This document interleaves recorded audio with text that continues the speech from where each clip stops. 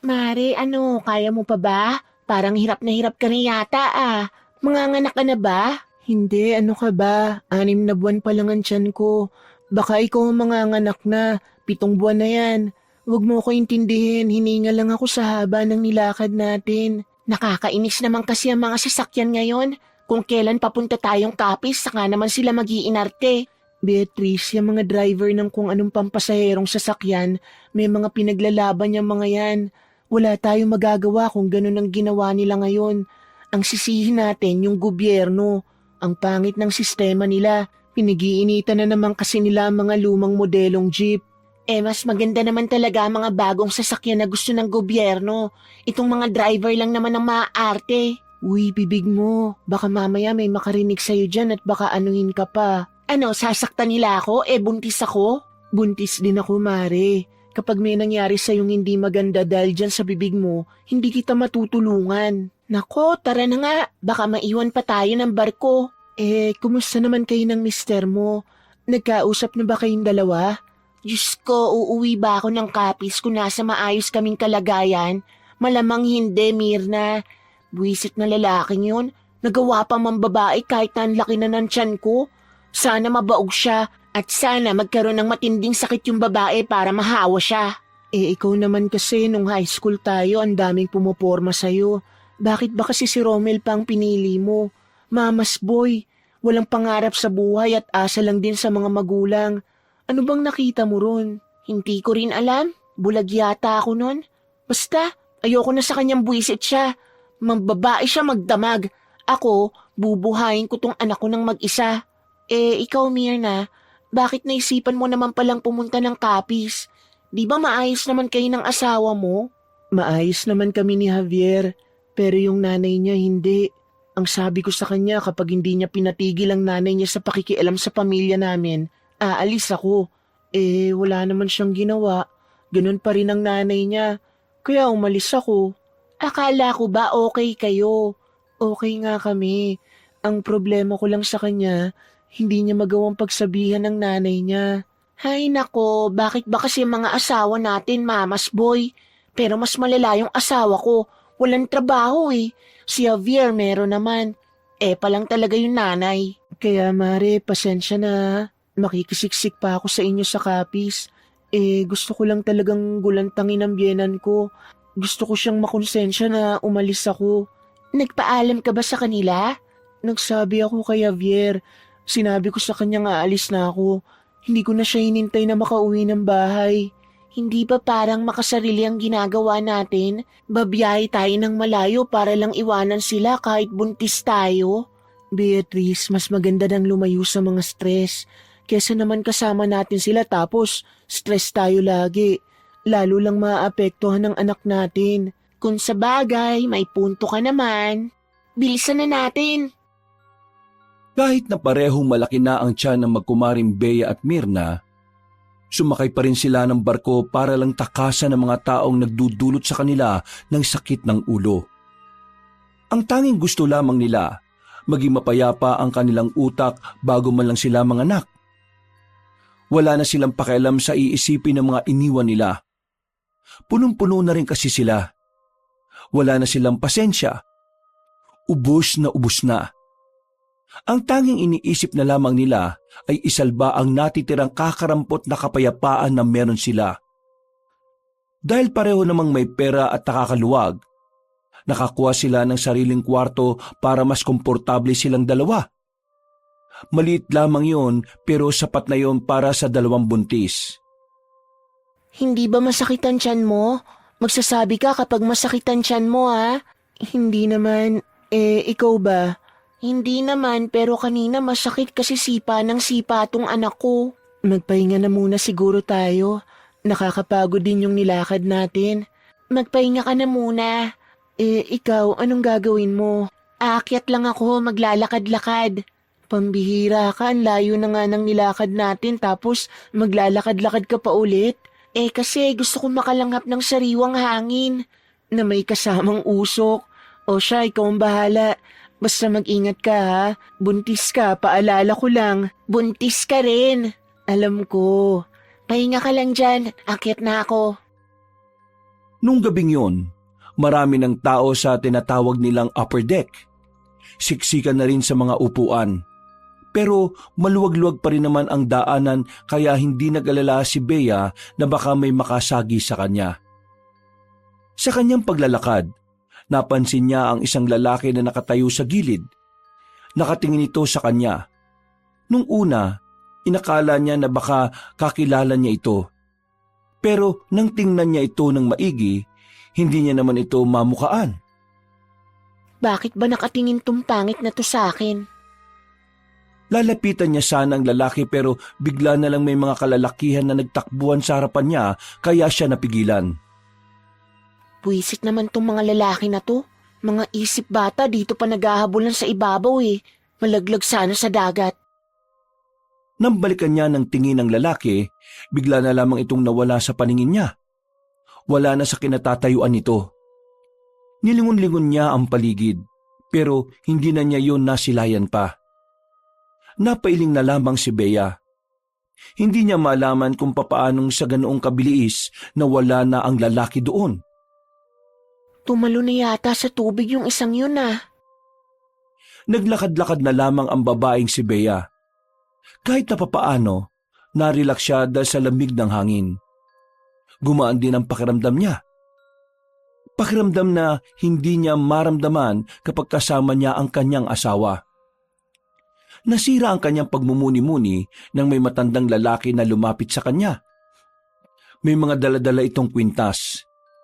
Hindi niya sana ito papansinin dahil hindi naman siya bumibili ng mga ganoon.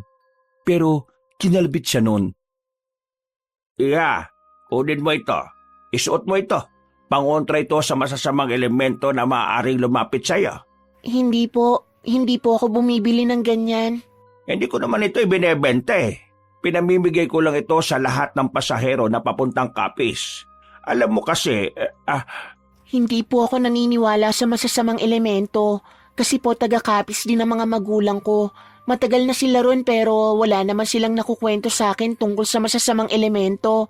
Kaya pasensya na po ha, hindi po ako tatanggap niyan kahit na libre. hindi ka ba nag-aalala para sa batang dinadala mo? Mukhang hindi ka pa naman laking Capiz. Kung ayos lang po, iwan niyo na po ako. Umalis po ako sa amin kasi stress po ako eh. Ito lang yung oras para makapag-relax ako.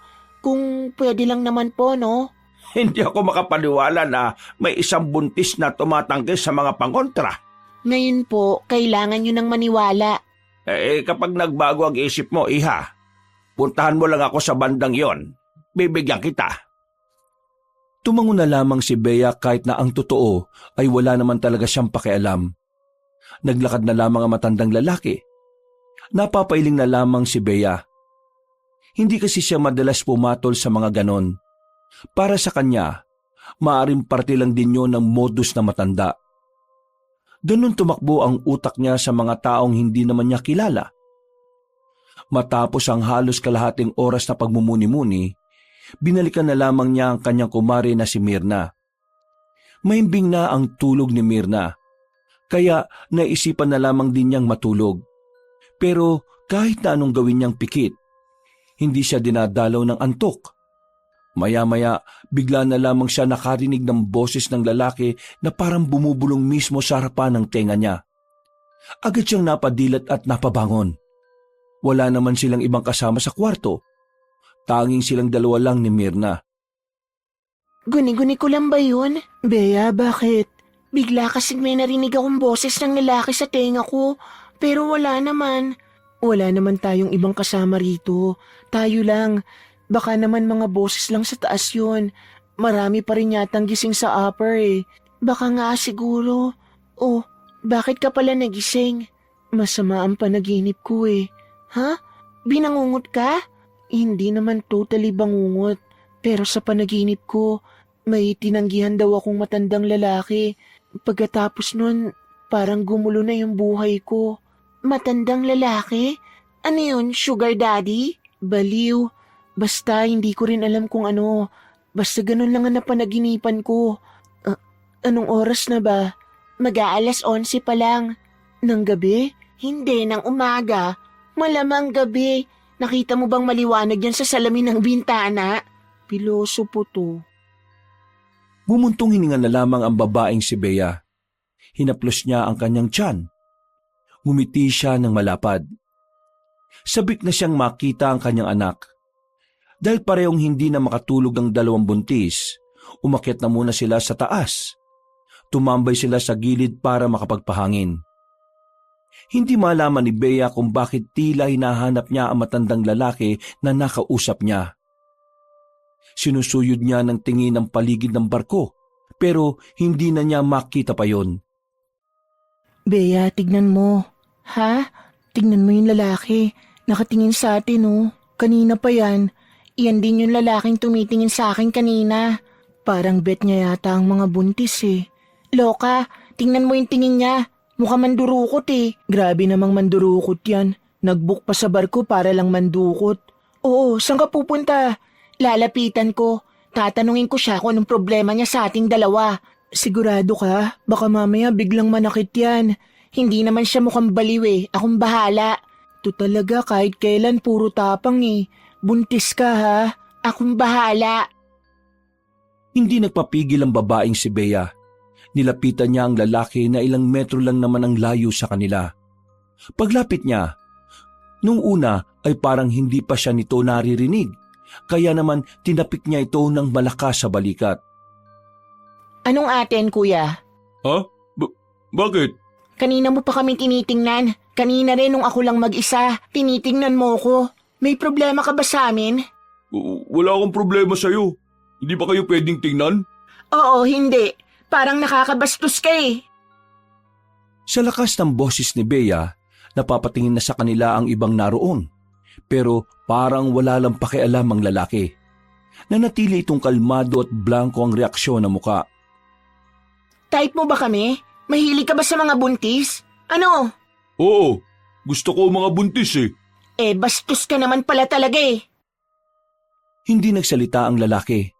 Tumingin lamang ito sa kanya. Yung tingin nito, para bang tumatagos hanggang sa kaluluwa niya. Sa hindi malamang dahilan, biglang nakaramdam ng kaba si Bea. Naramdaman na lang din niya na nagdilikot na ang sanggol sa kanyang sinapupunan.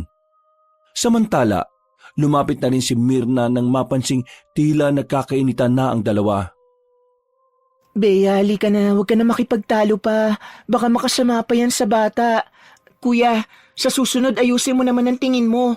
Nakakabastos kasi kung paano mo kami tingnan eh. At kung may kailangan ka o may gustong sabihin, pwede mo namang sabihin agad. Masarap ang mga buntis eh. Kuya naman, tingnan mo, sabi sa'yo bastos ang isang to eh.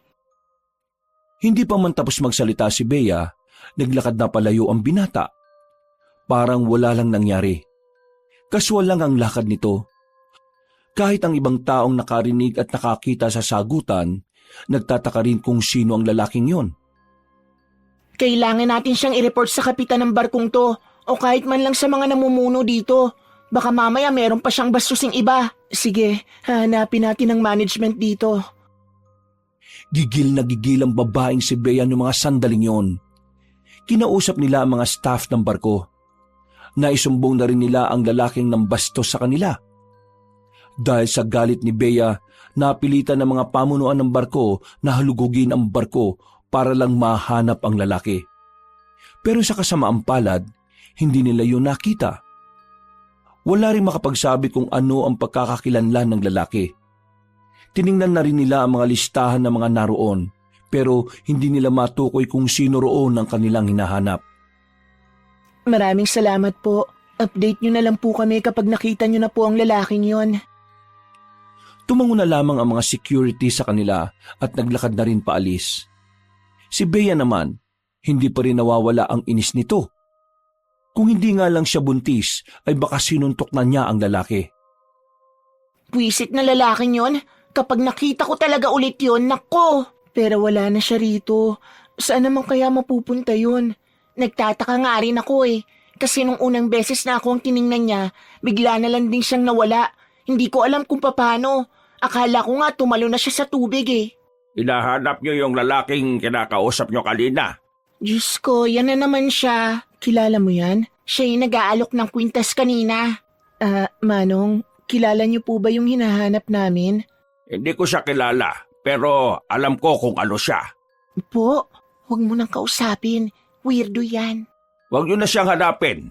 Mas mainam na huwag niyo na siyang lapitan. Bakit naman po? Sabi nang huwag mo nang kausapin yan. Dahil ang lalaking yon ay isang aswang. Manong, moderno na po ang panahon ngayon. Wala naman na sigurong ganun. Moderno? Hindi niyo ba alam na mga kagaya nila nakakasabay na rin sa panahon?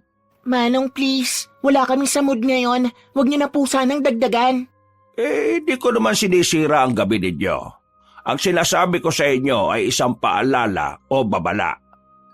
Tinutulungan ko kayo para makaiwas sa kapahamakan. Lalo na ang sanggol na dinadala nyo. Kunin nyo ang mga kwintas na ito. Suotin ninyo. Dahil kapag suot nyo ito, hindi na kayo malalapitan pa ng aswang. Didistansya na siya sa inyo. Manong naman, sinabi nang wala kami sa mood para sa mga ganitong bagay eh. Ano bang hindi maliwanag sa sinasabi namin? Teka. Bakit nyo sinisigawan ng lolo ko? Lolo mo to? Oo, bakit? Pagsabihan mo naman tong lolo mo na wag niya na kaming guluhin gamit ang mga kwintas na sinasabi niya. Kasi masama na ang gabi namin. Pasensya na kayo kung inaalo kayo ni lolo ng mga dala niyang kwintas. Albularyo ang lolo ko sa Kapis. Galing kaming Maynila. Ginagawa na niya ito noon pa man. Namimigay siya ng mga ganyang bagay sa lahat ng papunta ng Kapis. Kung naabala man niya kayo, pasensya na. Ginagawa niya lang ang tingin niyang makabubuti sa iba. Pero hindi naman tama na sinisigawan niyo yung lolo ko. At tama ba na nanggugulo siya ng 2 buntis na stress na sa buhay? Wala naman akong sinabi na ganun ah. Ang sinasabi ko lang naman, kung ayaw nyo, edi ayos lang. Hindi naman kayo pinipilit eh. Anong hindi pinipilit? 2 beses niya na ako nilapitan para dyan. Wala ka bang lolo o tatay? Para kasing hindi mo alam na minsan normal sa matatanda ang pagiging makulit eh. Kuya, pasensya na. Aalis na lang kami. Pakisabihan na lang din ng lolo mo.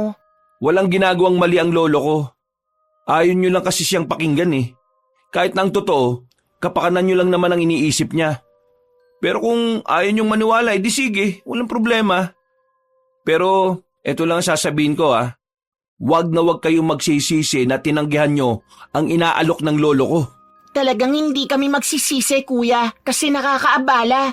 Dali mo na nga yan, lolo mo, kasi lalo lang nasisira ang gabi namin eh. Gusto ko lang humingi ng paumanhin kung nakukulitan kayo sa akin. Pasensya na at naabala ko kayo. Wala akong ibang intensyon kundi ang kaligtasan lamang ng inyong mga anak. Hindi ko na kayo pipilitin pa kung ayaw nyo akong paniwalaan at pakinggan. Pero kung sakaling mangailangan kayo ng tulong, nandun lang kami sa dulong banda. Tara na lo, huwag na kayong magmagandang loob sa mga taong mga masasamaang ugali. Anong sinabi mo, kuya? Wala akong naririnig. Kalalaki mong tao, papatol ka sa babae? Ikaw nga, walang galang sa matanda eh. Baka hindi ka napalaki ng maayos na magulang mo, no? Halata naman sa height eh. Good luck na lang sa batang isisilang mo. Sana hindi niya manahin ang ugali mo. Baka ikaw ang hindi napalaki na maayos. Beatrice, tama na. Kuya, sige na. Umalis na kayo. Lalong nanggigil si Bea ng mga sandaling yon. Hindi nito inakala na may makakatapat siya at may taong iinsulto sa kanya. Huminga na lamang siya ng malalim. Pilit niyang ikinakalma ang kanyang kalooban. Ayaw niyang madagdagan pa ang stress niya, kaya sinubukan niyang palagpasin ang nangyari. Beatrice naman, alam mo nang hindi tayo pwedeng ma-stress. Talagang nakipagsagutan ka pa rin sa lalaking yun. Paano kung may masamang mangyari sa anak mo? Mag-isip ka nga. Anong gusto mong gawin ko? Hayaan ko na lang na ganun? Beatrice, hindi naman tayo inaargabyado ng matanda. Kinausap lang tayo. Masyado ka lang talagang emosyonal kaya iritado ka. At kinakampihan mo pa yung maglolo na yon? Hindi ko sila kinakampihan. Pero hindi rin naman kasi tama na sigawan mo yung matanda. Ang dami pang nakakarinig. Paano kung lolo mo ang ginanon? Di ba magagalit ka rin? Umirap na lamang si Bea. Hindi pa rin niya matanggap na sa mga pagkakataong yon ay may ginawa rin siyang hindi tama. Napapailing na lamang sa kanya si Mirna. Nung sandaling yon, nanatili na lamang sila sa kanilang kwarto. Pero hindi pa rin sila dinadalaw ng antok. Sorry na, inis lang talaga ako. Wala ka namang kasalanan sa akin kaya huwag kang mag-sorry. Ayoko lang na nagpapaka-stress ka pa. Nakakainis kasi ang mga tao ngayon. Halos lahat wala sa ayos. So, pati ako? Siyempre, hindi ka kasama. Kaya nga halos lahat lang, di ba? Ang mabuti pa, pilitin na lang nating makatulog. Anong oras na rin eh. Masama sa atin ang nagpupuyat. Tumango na lamang ang babaeng si Bea. Ipinikit na niya ang kanyang mga mata. Kalaunan din naman ay nakaramdam na rin siya ng antok. 11:00 na gumising ang babae. Nakaramdam na rin siya ng gutom. Pagtingin niya sa kabilang kama, wala na si Myrna. Kinukusot-kusot niya pa ang kanyang mga mata nang bumangon. Nasaan naman ang isang yun?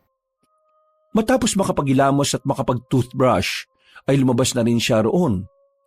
Nagtungo siya sa taas. Sinubukan niyang hanapin ang kanyang kasama. Ang daming tao sa labas. Hindi niya agad makita si Myrna. Umupo na lamang muna siya sa gilid. Mga ilang sandali lang, nasa tabi na niya ang babae. Saan ka galing? Naganap lang ng almusal natin. Ito, may dala na ako. Tara, kainin na natin. Ang sama rin ng panaginip ko. Buwisit kasing matanda yun eh. Pati tuloy sa panaginip ko pumasok. Ano ba yun? Aswang-aswang din. Ha? Aswang din? Bakit? Nanaginip ka rin ba? Oo. Ano bang panaginip mo? Nasa bahay na raw ako tapos may umaaligid na lalaki sa labas. Tapos nung gumabi, nakita ko siyang nakaupo sa balon namin. Bea, yung bahay niyo ba meron talagang balon? Oo, bakit? Kasi yung panaginip ko, nandun na daw tayo sa bahay niyo. Tapos nakita ko sa panaginip yung balon. We, oo nga. Dun sa panaginip ko yung bahay niyo may taniman ng kamatis at iba pang mga gulay ano. Tama ba? Hindi ko lang maalala kung sa kaliwa o sa kanan. Pero tingin ko parang sa gilid lang talaga siya. Hindi na muna nakapagsalita ang babaeng si Bea. Medyo kinilabutan siya. Hindi pa naman kasi nakakapunta si Myrna sa bahay nila pero tumutugma ang mga sinasabi nito. Isang matibay na indikasyon lang na totoo nga ang sinasabi ng babae.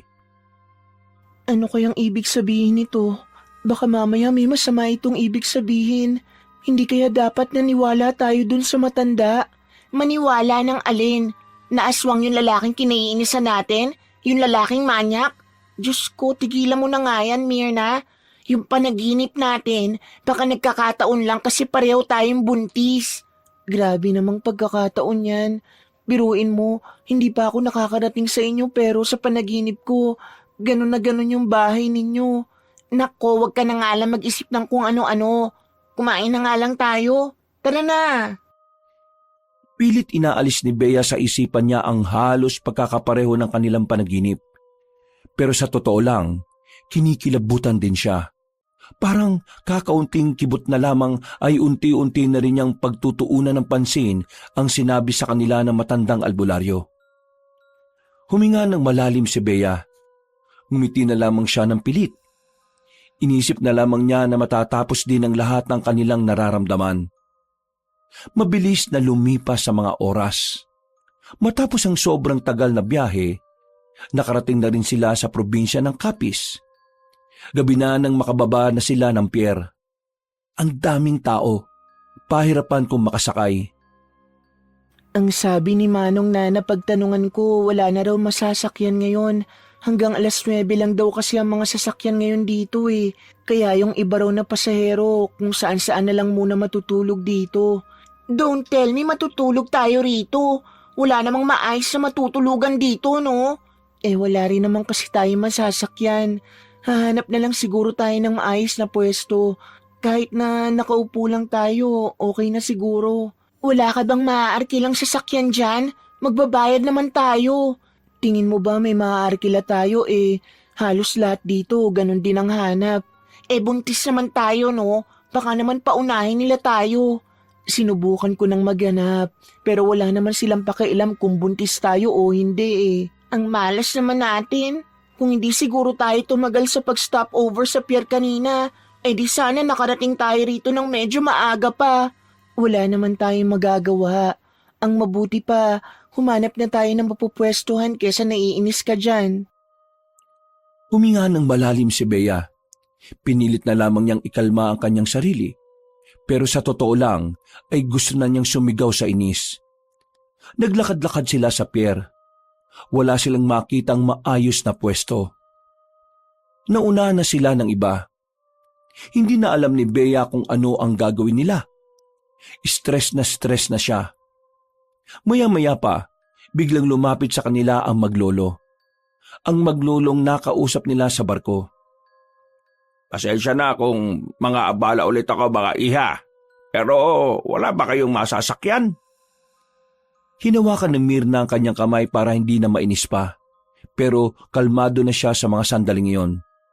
Hindi na rin siya naiinis sa matanda. Yung lalaki naman nakasama nito lang ang kinaiinisan niya. Wala nga po kaming mahanap. Hindi po namin inakalang kapag ganitong oras pala wala na masasakyan dito. Matagal-tagal na rin kasi nung huling pumunta si Bea rito. May hinihintay kaming sundo eh. Kung gusto nyo, sumabay na lang kayo sa amin. Hindi maganda na nasa labas kayo ng ganitong oras. Pero lo, alam niyo naman yung nangyari nung nasa barko pa tayo, di ba? Ayaw nila Apo. Hindi ka ba naaawa sa kanila? Mga buntis sila oh. Mahamog sa labas.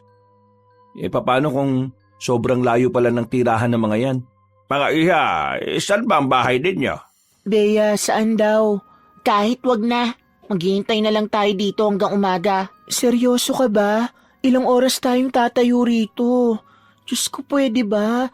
Ibaba mo na nga muna ang pride mo. Wala tayong ibang mahihinga ng tulong. Nagtitiwala ka agad sa kanila, hindi naman natin yan kilala.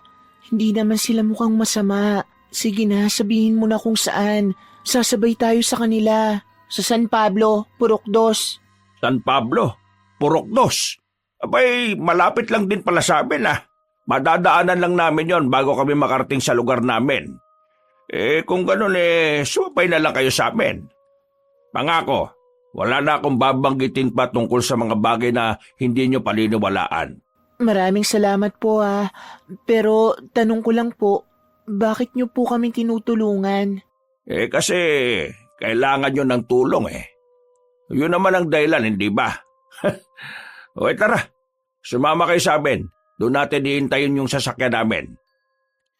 Kahit na ayaw ni Bea, binaba na lamang niya ang kanyang pride. Naisip niya rin kasi na kailangan na rin talaga nilang magpahinga. Dahil kung tutuusin, hindi naman talaga sila pwedeng magbarko sa lagay nila. Pero pinilit lang nila ang mga staff para makaalis na rin. Naglakad sila ng kaunti patungo sa gilid ng kalsada. Nakaupo lang sila sa gilid kung saan merong mahabang upuan na yari sa katawan ng punong nyog. Tahimik lang ang dalawang babae. Pinakikinggan lamang nila ang maglolo. Ano na raw ba sabi ni Weweng? Nasa biyahe na siya kanina pa. Baka mga 5 minuto lang nandito na yon. Yung lalaking pinapahanap nila sa barko, hindi mo na ba talaga nakita kanina? Nakita ko kanina pababa na rin ng barko pero biglang nawala Mailap talaga ah. Kung nakababa na rin, dapat pala di natin iwan tong dalawa. Sigurado ka ba talaga, Lo? Aswang yung lalaking yun? Ha? Bakit parang hindi ka sigurado? Marunugis ka, di ba? Ba'y dapat alam mo kaagad? Lo, parang normal lang naman kasi siya. Malay ko ba sa lalaking yun? Kaya nga dapat hindi nating iwan tong dalawa. Mas maganda sana kasi kung may pangontra sila kaso, wag na nga nating ipilit. Ihatid na lang natin sa kanila. Oh, ayun na pala si Wewing Isang lumang van ang tumigil sa kanilang harapan. Bumukas ang bintana at nakita nila ang lalaking nasa loob. Nakangiti kagad ito. Lo! Ha! Kanina pa ba kayo? Sensya na Ay, di naman. Ngayon lang naman. O, sakay na. Malamig na dyan. Mga iha, tara na. Lo, sino ba sila? Sa bahay ko na lang ikukwento. Basta ngayon kailangan natin silang ihatid sa kanila. Sige. Pasok na. Inalalayan sila ng lalaking si Nathaniel. Hindi nagtagal ay agad na rin silang umandar. Habang nasa biyahe, tahimik pa rin ang dalawang babae. Nakikiramdam at nagmamasid lamang si Bea sa tatlong nasa harapan nila. Ang balita naman sa bahay, baka naman kalat-kalat na naman Hindi Inayos ko na yung mga kalat dun. Mabuti kung ganon. Para naman matuwa ako sa'yo. Sige na, ituon mo na yung atensyon mo sa pagmamaneho. Baka mamaya maaksidente pa tayo. Makalipas lang ang ilang oras, nakarating na rin sila ng San Pablo, Purok 2. Nakahinga na rin ng maluwag ang dalawang babae. Sa mismong tapat ng kanilang bahay sila mismo ibinaba. Naku, sobrang maraming salamat po talaga. Dahil sa inyo, hindi na namin kinailangan pang maghintay hanggang umaga. Safe po kaming nakarating dito. Maraming salamat talaga. Wala ka naman. Gusto lang din naman naming tumulong sa inyo. Siyempre, kababayan naman pala namin ang angkan nitong kasama mo Ay, siya nga pala. Mag-iiwan ako ng numero ko sa inyo ha. Pwede niyo akong tawagan o i-text sakaling makailangan kayo ng tulong. Huwag lang tungkol sa pera ha. Mahirap lang kami. Inabot na matandang lalaki ang kapirasong papel. Tinanggap naman ito ni Mirna. Si Bea naman ay pilit ng ngiti na lamang ang iginanti. Siya, sige na. Kami lalarga na at maaga pa rin kami mamaya. Mag-iingat kayo palagi ha. At sana maisilang nyo ng matagumpay ang mga anak ninyo. Marami pong salamat talaga. Tungkol po sa nangyari sa barko, pasensya na. Mainit lang po talaga ang ulo ko noon dahil dun sa lalaking yun. Ayos lang yon. Kabisado ko naman ang mga buntis Pabago-bago ang mood. Kaya huwag nyo nang isipin yon. Pumasok na rin ang 3 lalaki sa van. Kumuhay pa ang matandang lalaki bago sila tuluyang umalis. Napabuntong hininga naman si Bea. Akala ko hindi ka magsusorry May konsensya din naman ako, no? Bea, dito talaga ang bahay ng lola mo? Ang laki Sabi ko naman kasi sa'yo may kaya sa buhay ang angkan ko rito. Tingnan mo ang lawak ng bakuran. Pero, nagsabi ka ba sa kanyang darating tayo? Nagsabi ako kahapon. Ang kaso nga lang, hindi naman nag-reply si Lola sa message ko. Kaya hindi ko alam kung alam niya. Sa iba mong kamag-anak, hindi ka nag-message? Hindi ko naman sila close Tara na, pasok na tayo. Natigilan sa sinasabi si Bea na may marinig silang kaluskos sa kabilang parte ng daanan. Nakita rin ni Mirna na gumalaw ang halamanan. Nagkatinginan ng 2 buntis.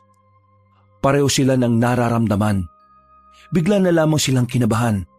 Pero nawala lang ang kanilang kaba nang makitang pusa lang pala ang naroon. Kainis namang pusa to. Anong oras na nasa labas pa? Hindi na lamang pinansin ni Bea yon at nauna na ring naglakad patungo sa pintuan ng bahay. Lola! Lola Manay! Nandito na po ang pinakamaganda niyong apo, si Beatrice. Lola! Baka wala dyan ang lola mo. Saan naman pupunta yun? Ito lang naman ang bahay niya. Baka naman makabulahaw tayo. Lola! Nandito na kami! Habang kumakatok si Bea, napatingin si Mirna sa gilid ng bahay kung saan naroon ang puno ng kaimito. Sa hindi malamang dahilan, tila nakakaramdam ng kakaiba ang babae. Nagtindigan ang kanyang mga balahibo. Hindi niya maintindihan kung bakit. Pero isa lang ang sigurado ni Mirna ng mga sandaling yon. Parang may kung sinong nakamasid sa kanila mula sa punong yon. Diyos ka, ikaw na ba yan, Beatrice? Ako na nga ito, Lola. Ito po si Mirna, kaibigan ko. Naku mga buntis to, pumasok kayo, pasok! Pinagandaan agad sila ng matandang babae ng masarap na tableya. Binigyan din sila ng makakain at sa sala sila nag-usap-usap. Buntis kayo bakit pa kayo bumiyahe ng sobrang layo? Nako, kung alam ko lang di sana pinasundo ko na kayo kanina. Lola, nag-text din ako sa inyo. Tumawag din ako kaso ang hirap ninyong kontakin. Nako ka, yung cellphone nasira na nung nakaraan. Kaya wala akong ginagamit ngayon. Ayun, hindi ko alam na pupunta kayo. Bakit nga pala kayo nagpunta? Ano bang meron? Ikukwento ko na lang po sa inyo mamayang umaga, Lola.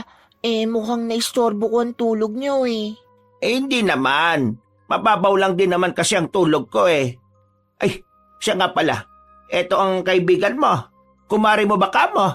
Oo, La. Magkumari kami sa anak din ng kaibigan namin. Kumusta ka naman, iha? Buti naman at sinamahan mo ang apo kong ito. Kasi nakiusap po ako sa kanya na sumama. May problema din po kasi ako sa amin. Alam ko na. Kaya kayo narito kasi tumatakas ba kayo sa stress? Sa asawa yan, ano? Galing mo, La. Sarap mong kurutin. Nagtawanan sila pero maya-maya lang. Tinulungan na sila na matanda na umakyat sa taas. Inihatid sila nito sa magiging kwarto nila. Malaki ang kwarto sa itaas. Malinis din. Saktong-sakto yon para sa kanilang dalawa. Wala nga lang electric fan. Pero masarap naman ang hangin sa labas kaya buksan nyo na lang ang bintana. O ano, ayos na ba kayo rito? Ayos na po kami rito, La. Maraming salamat. Magpahinga ka na po ulit. O siya, sige. Pupunta na ako sa silid ko, ha? Matutulog na ulit ako. Maraming salamat, Lola. Laki ng bintana, Mars. Sara natin. Wala ngang electric fan. Hayaan mo na lang para makapasok ang hangin. Mula sa kinalalagyan nilang kama, natatanaw ni Mirna ang puno ng kay Mito sa labas. Hindi niya talaga maipaliwanag ang kanyang nararamdaman. So tuwing mapapatingin siya roon, pakiramdam niya ay meron ding nakatingin sa kanya. Kumusta naman ang tiyan mo? Hindi ba sumasakit? Maayos naman. Wala namang problema. Ikaw ba? Kanina nung nasa pier tayo, sipa siya ng sipa. Baka kasi alam na niyang malapit na tayo. Ewan ko ba rito sa anak ko, ang lakas sumipa. Parang kabayo eh. Ang sakit kaya minsan. Matapos ang kanilang sandaling pag-uusap, humiga na rin sila. Iisa lang ang kama pero may kalakihan kaya kasyang-kasya naman silang dalawa. Mga bandang 3:00, hindi na naman makatulog ang babaeng si Bea. Pagtingin niya kay Mirna, gising pa rin ito. Uy Mars, namamahay ka ba? Hindi, inaantok na rin ako pero hindi ko magawang pumikit. Bakit? Nakabukas kasi yung bintana eh. Hindi kasi natin pwedeng isara. Baka naman mainit. Pakiramdam ko kasi may nakatingin sa akin mula dun sa punong yun. Yun din palang nararamdaman mo. Ramdam mo rin? Oo, kanina ko pa nararamdaman eh. Ano to, aswang na naman? Naniniwala ka na sa aswang? Hindi. Bakit ako maniniwala? Kasi kung hindi ka naniniwala sa aswang, hindi ka rin maniniwala sa sasabihin ko. Bakit? Ano ba yun? Pakiramdam ko, merong engkanto dyan sa punong yan. Diyos ko, engkanto naman ngayon. Sabi ko na nga ba hindi ka maniniwala eh. Isara mo na nga lang yung bintana para makatulog na tayo.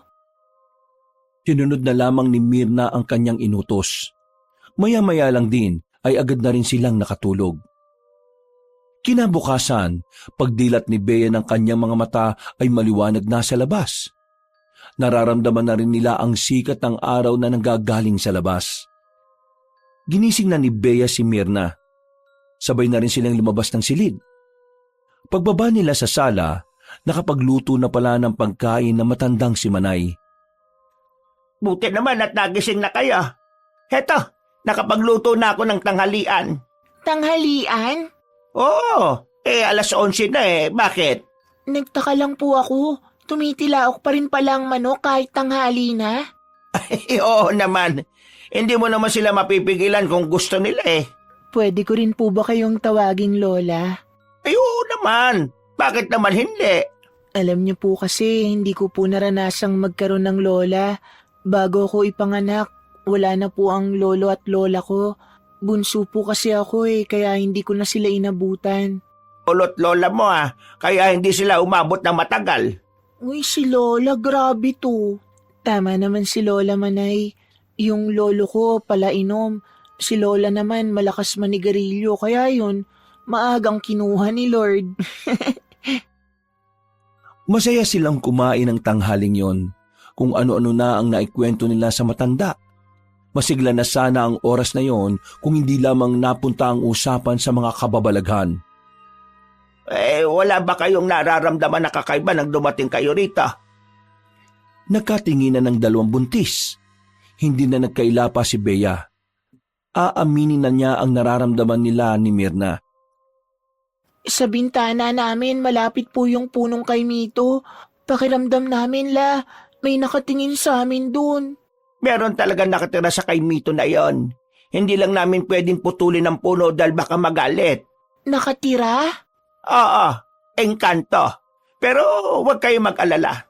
Sabi ng albularyo na nakausap ko noon, hindi naman daw masama ang engkantong yan. Engkantong puti ang tawag sa kanila. Hindi sila nananakit. Nagmamasid lang sila palagi. Huwag lang daw gagalawin ang puno kasi doon siya magagalit. Naniniwala po pala kayo sa mga kababalaghan. Ikaw ba naman isilang at tumanda sa kapis? Paanong hindi ka maniniwala? Nung nasa barko naman po kami, may nakausap din kaming albularyo. Ang sabi niya, yung lalaki daw na tingin ng tingin sa amin, aswang daw. Ay opo, totoo po yan. Napatigil sa pagmuya ang matanda. Tila bumakas ang pagkabahala nito sa muka. Nakaramdam ito ng kaba para sa dalawang buntis. Bagay na nagdulot din ng pagkailang sa dalawang babae. Bakit Totoo ang mga aswang. Totoo ang mga kagaya nila. Hindi na nakapagsalita pa ang dalawang buntis ng mga sandaling yon dahil si Aling Manay na ang nagsabi sa kanila. Pakiramdam nila ay dapat silang maniwala. Seryoso din kasi ang mukha ng lola ni Bea. Hindi naman siya tinatakot ko kayo. Pero totoo ang mga aswang. Lalong-lalo na rito sa Kapis. Kung nabasa ko nga lang ang text mo, Bea, sasabihin ko sa iyong wag na kayong tumuloy. Pero dahil nandito na naman kayo, alangan namang pauwing ko pa kayo. Totoo man o hindi ang aswang, gusto ko sanang dumito na muna sa inyo hanggang sa mga anak ko. Hindi ako pwedeng ma-stress sa amin Baka ano pang mangyari sa anak ko. Ganun din si Myrna. Kailangan namin pareho ng payapang lugar. Tahimik at malayo sa asawa at biyan ng babae na pakailamera. Kung ganun naman pala ang dahilan ninyo, sige. Pero ito lang ang gusto ko. Habang naririto kayo, sumunod kayo sa mga paalala ko. Para na rin naman ito sa inyong kaligtasan. At siyempre, sa inyong mga anak na rin. Sige po, makikinig kami sa inyo. Wag na wag kayong kakausap ng mga taong hindi nyo namang kilala. At wag na wag din kayong magpapatapik sa balikat. Kapag may hindi kilala na tumapik sa balikat ninyo, tapikin nyo rin kagad pabalik. Sa parehong balikat. Kung sa kanan kayo tinapik, sa kanan nyo rin tatapikin. Para saan naman po yun? May paniniwala kasi na may mga aswang na tumatapik ng balikat ng tao para lasunin o kaya gayumahin ang biktima nila. Para maibalik sa kanila yon, tatapikin mo rin sila sa balikat. Ganun na po ba talaga kalala rito sa probinsya? Hindi naman malala. Ito ay mga paalala lamang para sa mga posibleng mangyari. Hindi naman din kayo taga rito. Buntis din kayo. Mainit kayo sa mga mata ng mga aswang. Kung sakaling nandito pa man sila. Sige po, Bukas na bukas, aalis ako para mahanapan kayo ng pangontra. Mahirap na. Mas maganda nang sigurado tayo. Matapos ang pananghalian na iyon, ay nag-iwan sa kanila ng palaisipan ang sinabi ng matandang babae. Noong mga oras na iyon, hindi nila alam kung sisimulan na nilang paniwalaan ng mga bagay na noon ay hindi nila siniseryoso. Bandang 3:00 ng hapon, naiwan ang dalawang buntis sa bahay. Nakatambay lang sila sa bakuran. Habang nagkukwentuhan, napansin nila ang puno ng kaimito. Mga ilang segundo silang napatingin doon. Nang makaramdam sila ng pagkailang, dito na nila iniwas ang kanilang tingin. Kanina, aswang. Tapos ito namang puno na to, may engkanto. Engkantong puti ba yung sinabi ni Lola? Oo, engkantong puti. Pero alam mo, nung nagpunta rin ako sa probinsya ng mother side ni Javier, may mga naririnig din akong kwento tungkol sa mga engkanto Sige nga, ano yun? Hindi ka ba matatakot kung ikukwento ko? Hindi ko pa nga sigurado kung maniniwala ako Bakit ako matatakot? Di kwento ko na nga lang din. Yung dun sa probinsya nila, may engkanto daw sa tapat ng ilog. Tapos yung buntis na laging naglalakad-lakad, napadpad dun. Tapos, alam mo ang nangyari? Ano? Nadapa. Anong kinalaman ng engkanto dun? Nadapa siya pero may sumalo daw sa kanya. Lalaki, maputi, matangkad, gwapo. Tapos, engkanto pala yun. Alam mo kung anong sunod na nangyari? Nalaglag yung bata kasi gusto ng engkanto na sumama siya sa mundo nila. Ang kaso tumanggi siya. Ginantihan yung bata. At yan base sa kwento ng mga kamag-anak ng asawa mo? Oo. Maniniwala ka dun sira ulo nga yung biyenan mong yun Basta ganun daw yung nangyari. Bea, tingin mo, hindi naman siguro mangyayari yun sa atin Lalo na meron palang engkanto dyan sa punong yan. Nagkibit-balikat na lamang si Bea sa sinabi ni Mirna. Dahil wala naman na silang magagawa sa labas at hindi pa rin naman nakakabalik ang matandang babae, pumunta na lamang sila sa loob. Nanatili lang si Bea sa sala, habang ang babae namang si Mirna ay nagtungo sa kanilang silid. Naiwan siyang mag-isa sa sala. Abala lang siyang nanunood ng TV nang biglang may marinig siyang sitsit. Hindi niya alam kung saan yun nanggagaling. Akala niya pa nga nung una ay nagkakamali lang siya ng dinig. Pero paulit-ulit lang ang sitsit. Habang tumatagal pa nga, mas lumalakas. Hindi na nakatiis pa ang babae. Tumayo na siya at sumilip sa labas. Wala naman siyang nakitang kung ano. Kahit na alam niya sa sariling hindi na normal ang nangyayari, pinagsawalang bahala pa rin niya. Kinagabihan, Ay nako, pasensya na kayo't ginabi na ako ng uwi. Ang dami ko pa kasing siningil Yung iba pahirapan pang magbayad. Pero may mga binili akong pagkain dito. Masustansya ito para sa mga kagaya niyong buntis. Nagluto na rin pala ako, para kakain na lang. Ay nako, masarap ba niluto mo? Masarap pong magluto yan si Bea. Mukhang may makakatalo na ng mga luto ko agad silang nagsalo-salo sa hapagkainan ng mga sandaling yon. Masaya ang kanilang hapunan. Ikinuwento ni Aling Manay ang lahat ng naranasan niya sa buong maghapon. Pagkatapos ng hapunan, si Bea na ang nagkusang maghugas ng plato, habang si Mirna naman ang naglinis at nagwali sa sala. Aray ko! Oh, bakit Bea? Masakit ba ang tiyan mo? Oo, pero ayos lang ako.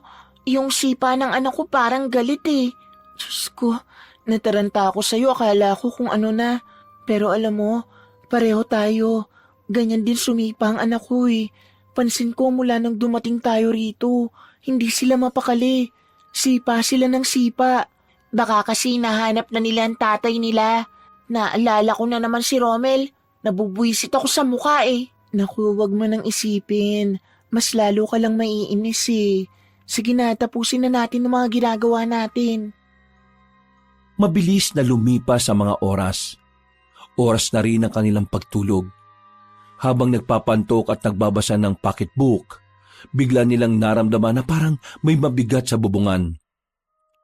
Nung una ay nagkatinginan pa sila, pero nang marinig nilang tila naglalakad na yon, napabangon na ang dalawang buntis. Uy, Bea, mukhang totoo nga mga aswang Ano ka ba? Kumalma ka nga. Sumunod ka sa akin. Saan naman tayo pupunta? Gigisingin natin si Lola, tara. Marahan ang ginawa nilang pagakbang para hindi sila marinig kung sino man ang nasa bubungan. Pero ang hindi nila alam, amoy na amoy ng nilalang ang kanilang dinadalang sanggol. Lola, gising ka pa ba? Bea, bukas naman yung pinto. Itinulak nila ang pinto at nakita nilang mahimbing na ang tulog ni Aling Manay. Pero kahit na ganoon, sinubukan pa rin nila itong gisingin. Pero nadismaya lamang sila nang hindi yung tumutugon. Nakita nila ang bote ng lambanog na kalahati na ang bawas. Malas, uminom pala si Lola. Anong gagawin natin? Dito lang tayo sa loob. Alangan namang lumabas pa tayo. Dito na lang tayo sa kwarto ni Lola Manay. Siniguro nilang nakasarado ang lahat ng bintana sa sala, pati na rin sa silid na matandang babae. Maya-maya pa, naramdaman na lamang nila na parang meron ng naglalakad sa sala. Hinawakan ni Bea ang kamay ni Mirna para mabawasan ang takot nito. Kahit na papaano ay kumalma rin naman ang babae. Samantala, naglakas loob naman si Bea na sumilip sa maliit na butas sa pintuan. Hindi niya inaasahan ang kanyang nakita. May isang lalaking nakatalikod sa sala. Nakaharap lang yon sa pintuan. Maya-maya lang ay marahan itong humarap. Nakilala ni Bea kung sino ang lalaking yon. Ito ang lalaking bumastos sa kanila sa barko. Totoo nga. Totoong sinasabi ng matandang yon. Aswang yung lalaking yon. Ha? Dito ka lang. Teka, anong gagawin mo? Papalayasin ko yung lalaki. Nababaliw ka na ba? Ikaw nga rin ang nagsabi. Totoong sinasabi ng lalaking albularyo. Tapos lalabas ka? Paano kung lapain nun ng tiyan mo? Kung hindi natin siya papaalisin, hindi tayo makakaalis dito. Mas maganda nandito lang tayo. Ang mahalaga ligtas naman tayo rito. Itinikom na ni Bea ang kanyang bibig nang makitang naglakad na ang lalaki palapit sa pintuan. Umalis na sila roon at tumabi sa gilid ni Aling Manay. Kinuha ni Bea ang bote ng lambanog. Yun ang tanging bagay na tingin niya ay makakapagligtas sa kanila. Alam ko nandiyan kayo. Huwag niyo na akong pahirapan. Hinahanap ko kayo halos isang araw. Tumigil ka! Kung ano ka man, wala kaming pakialam. Kapag sinubukan mong pumasok dito, ipapalo ko sa itong bote na to. Amoy na amoy ko ang sarap ng sanggol. Nababaliw ako sa sarap eh. Sobrang nababaliw na ako. Kaya naman, lumabas na kayong dalawa dyan. Kapag hindi kayo lumabas, wawasakin ko ang pintuang ito. Bea, anong gagawin natin? Diyos ko. Yung numero ng albularyo, nasa kwarto natin. Malas, hindi mo ba matandaan? Hindi eh. Narinig na lamang nila ang gumagalaw-galaw na ang doorknob ng pinto. Indikasyon na nagsisimula ng tangkay ng lalaking aswang ang kanilang kinalalagyan. Kahit na hindi naman relihiyosong tao si Bea, makailang ulit niyang pinagdasal na sana ay may tumulong sa kanila. Hindi rin kasi nila pwedeng asahan na matandang si Manay. Bukod sa lasing ito, alam nilang sa katandaan nito ay hindi rin naman ito kakayanin ng lalaking aswang. Maya-maya lang, nagtaka sila dahil meron na silang narinig na tinig na matanda sa sala. Isang tinig na hindi naman nila kilala. Ayon sa kanilang pagkakarinig, tila pinapaalis na matanda ang lalaking aswang na nanggugulo sa kanila. Lubayan mo ang dalawang buntis na yan! Huwag ka makailam dito. Magkaiba mundo nating dalawa. Wala kang kinalaman dito. Lubayan mo sila. Wala rin sila kinalaman sa gusto mong mangyari. Sinusubukan ko lang isalba ang sarili ko sa gutom. Huwag ka makialam. Hindi ako papayag na gawin mo silang pagkain. Kung hindi ka titigil, mapipilitan akong paslangin ka, kaibigan. Aba, tinatakot mo ba ako? Hindi kita tinatakot. Pero kayong mga aswang, alam niyo naman siguro kung ano ang kakayahan ng mga kagaya ko. Nung mga sandaling yon, hindi nila maintindihan kung ano na ba ang takbo ng usapan ng dalawa sa labas. Masyado ring mahiwaga ang dating na matandang naririnig nila. Nagpatuloy pa ang usapan ng dalawa hanggang sa tuluyan nang umalis ang aswang na lalaki. Narinig pa nilang padabog na isinarado ang pintuan sa sala. Nang masiguro nilang wala na ang aswang, lumabas na rin sila sa silid. Sinubukan nilang sumilip sa labas. Nakahinga sila ng maluwag nang masigurong nakalis na nga talaga ang aswang. Samantala, meron naman silang nakitang liwanag na nagmumula sa puno ng kaimito. Hindi sila makapaniwala. Para kasing nagkaroon doon ng portal kung saan nanggagaling ang nakakasilaw na liwanag. Bea, ano yun? Bakit akong tinatanong mo? Bea, parang lagusan yata yan. Diyan yata nakatira yung engkanto eh. Teka, yung matanda kanina, siya yung engkanto? Tara na sa loob, bilis. Uy, naririnig mo ba ako? Natulala si Bea sa harapan ng punong kaimito. Nakatingin lang siya sa lagusan. Parang merong umaakit sa kanya na pumasok din doon. Buti na lamang, nakatikim siya ng malakas na sampal sa babaeng si Mirna. Natauan siya dahil sa ginawa ng babae. Hindi na siya nito pabalik sa pintuan. Agad namang sinara ni Mirna ang pintuan sa sala. Ano bang ginagawa mo? Ha?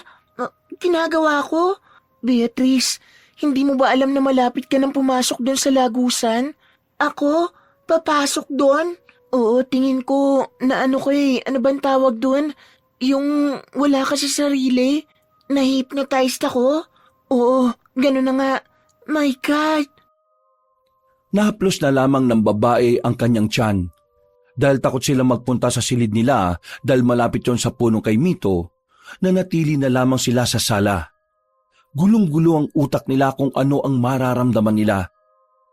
Hindi pa sila nakaka-recover sa kilabot na idinulot ng aswang, dumagdag pa ang engkanto sa punong yon. Tingin ko ikaw ang gusto ng engkanto, tapos tayong dalawa naman ang gusto ng aswang. Diyos ko, ano ba nangyayari sa buhay natin? Tingin mo, kakailanganin ba natin ng tulong ng albularyo? Mamayang umaga, tatawagan na natin sila. Hindi ako makapaniwala. Totoo pala talaga sila. Noong mga sandaling yun ay hindi na talaga nakatulog ang dalawang buntis.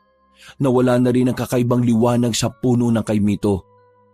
Nanatili lang sila sa sala. Malapit sila sa kusina. Sa may bandang sulok sila tumambay kung saan abot na abot nila ang mga pangsaksak. Kinabukasan, nang makita nilang maliwanag na sa labas, nagkaroon na rin sila ng lakas ng loob na pumunta sa silid. Hinanap nila ang papel kung saan nakasulat ang numero ni Mang Morong. Pero sa kasamaang palad, hindi na nila yun makita. Saan mo ba talaga nilagay? Dito lang yun sa bulsa ng bag ko eh. Baka naman nahulog sa labas bago tayo pumasok dito. Hindi, paano mahuhulog nakasuksok nga yun dito sa bag ko. Bea, hindi kaya sinadya ng engkantong mawala yun para hindi tayo makahingi ng tulong sa albularyo? Bakit naman niya gagawin yun hindi ba engkantong puti siya? Hindi naman daw siya masama eh. Kung hindi siya masama, bakit kanya gustong pumasok sa lagusan? Hindi ko rin alam. Hintayin na lang siguro nating magising si Lola. May kakilala siyang albularyo. Yun na lang ang asahan natin. Para kahit na papaano ay malibang at makalimot, naglinis-linis na lamang sila ng bahay. Pero iniwasan na lamang nilang magawi sa harapan ng puno ng kay Mito. Naganda na lamang din sila ng kanilang pagkain para sa pananghalian. Ilang minuto bago ang 11:00, nagising na ang matandang si Manay at agad nilang naikwento ang mga nangyari. Namulagat ang mga mata nito. Baka sa mukha ng matandang babae ang pagkabahala. Hindi maganda to. Dalawang nilalang ang nakakaroon ng interes sa inyo. Ang isa ay dahil sa mga sanggol na dinadala ninyo at ang isa naman ay gusto kayong gawing reyna ng mga engkanto. Pero si Bea lang po ang na-hypnotize ng engkanto. Hindi po ako kasama. Huwag kang kampante, iha. Sabi sa libro, ang mga matatandang engkanto ay mahilig. Hindi sila nakokontento sa iisang asawa lang. Diyos ko naman, nakakakilabot naman to. Lola, ano po bang kailangan nating gawin? Kailangan na natin papuntahin ang kakilala kong albularyo. Alauna na nang dumating na ang albularyo sa kanilang bahay. Pagkakita ni Bea at Mirna sa albularyo, ay nagtaka sila dahil nakilala nila yon. Kasama pa na matandang lalaki ang dalawa nitong apo, si Nathaniel at Wengweng. Hindi ko nakala na apo mo pala itong dalawa. Yung isa lang. Yung isa kasi dyan kaibigan niya pero parang apo ko na rin. Nagkakilala na ba kayo? Ay oo, kasama ko sila sa barko. La, sila yung sinasabi ko na nagsabi sa amin na yung lalaking bumaso sa amin aswang pala. Aling Manay, siniguan niya po ang lolo ko nung nasa barko kami. Nathaniel, hindi yun ang usapan dito Manay, wag mong pansinin yon. Pagtuunan natin ng pansin ang mga problema dito. Ngayon mga iha, ikwento nyo sa akin kung ano nangyari. Nung dumating pa lang kami dito, yung oras na inatid nyo kami, nakaramdam na kami ng kakaiba sa punong kay Mito na yun. Pakiramdam namin, may nakatingin sa amin. Tapos kagabi lang may lalaki naglalakad sa bubungan namin. Pero kalaunan, namalayan na lang namin na nakapasok na siya rito sa bahay. Siya yung aswang, yung lalaking nambasto sa amin sa barko. Nagawa niya kaming sundan dito. Muntik niya na kaming mabiktima pero habang nasa loob kami ng kwarto ni Lola Manay, narinig namin na may isa pang matandang lalaki nagsalita. Malumani ang boses, parang ang bait-bait kong pakikinggan. Pinagbantaan niya yung lalaking aswang. Natakot yung aswang at umalis. Pag-alis ng aswang, akala namin wala ng problema. Lumabas kami ng kwarto. Mula rito sa sala, Nakikita namin yung malakas na liwanag na nanggaling sa labas. Nang tingnan namin, nakita namin yung puno ng kaimito na may lagusan. Doon galing yung liwanag eh. Tapos hindi ko na alam ang sumunod na nangyari. Paano hindi mo alam? Wala ka nang maalala pagkatapos doon? Bigla na lang po kasi siyang nawala sa sarili. Naglalakad na siya palapit sa lagusan. Kung hindi ko pa po siya sinampal, hindi pa siya magigising sa katotohanan. Tapos ayun po, hinila ko siya pabalik dito sa sala. Morong, ano sa tingin mo nangyayari? Tama ang sinasabi mo, Manay. Pinag-aagawan sila ng dalawang nilalang. Gusto ng engkanto na kunin ng dalawang buntis, pero hindi para gawing asawa. Yung anak ng dalawang babaeng ito ay maaaring gawin niyang prinsipe ng Biringan. Bingihan? Biringan, hindi bingihan. Biringan, biringan. Ano po ang biringan? Ang Biringan ay ang pinaniniwalaang mundo ng mga engkanto. Minsan, nagbubukas ang lagusan ng Biringan para kumuha ng mga tao. Kapag lalaki, ginagawa nilang alipin. Kapag babae, ginagawa nilang asawa. Pero kapag bata, ginagawa naman nilang tagapagmana. Anong pwede natin gawin ngayon, Morong? Dalawa problema natin. Kailangan nating isipin din ang lalaking aswang na nanggugulo sa kanila. Mabangis din yon, at maaari din silang mapahamak sa isang yon. Pero huwag kayo mag-alala. Itong si Nathaniel, isa siyang manunugis. Trabaho na niyang humanap ng aswang dito sa kapis at tutugisin niya. Dalawa sila nitong si Weweng. Sa kanila natin ipapaubaya ang paghahanap sa aswang. Habang ako naman, etong engkanto ang poproblemahin ko. Kung umuwi na lang po kaya kami, Lola Manay, yun din ang naiisip ko, Lola. Hindi. Wala ring saysay kung uuwi kayo. Bakit namang walang saysay? Hindi na nila kami masusundan doon.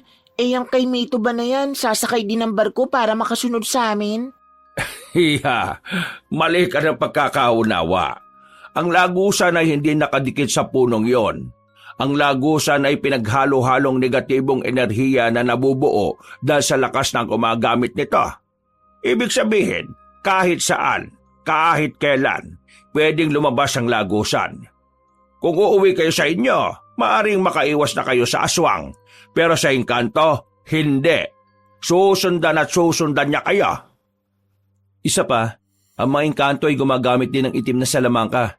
Kaya kaya nilang manipulahin ang panaginip nyo para lang mabiktima kayo. Makinig kayo sa kanila. Matagal ko na silang kilala. Subok na ang serbisyo nila. Malay, dito na muna ako ng ilang araw para mas mabantayan ko ang nangyayari. Ayos lang naman sa akin kung matutulog ako rito sa sala. Hindi ko kasi pwedeng iwan ang kasong ito, lalo na't engkanto ang kalaban. Mahirap kalaban ang engkanto, Manay. Alam mo naman yan. Wala naman problema, Morong. Basta gawin mo ang lahat ng makakaya mo para protektahan itong dalawang buntis na ito. Dalawang apo ko ang nakasalalay dito at ang mga anak nila. Huwag ka mag-alala. Gagawin ko ang lahat. Mamayang 6:00, susubukan kong kausapin ng maayos ang engkanto. Kailangan ko lang ng prutas at alak para may alay sa kanya.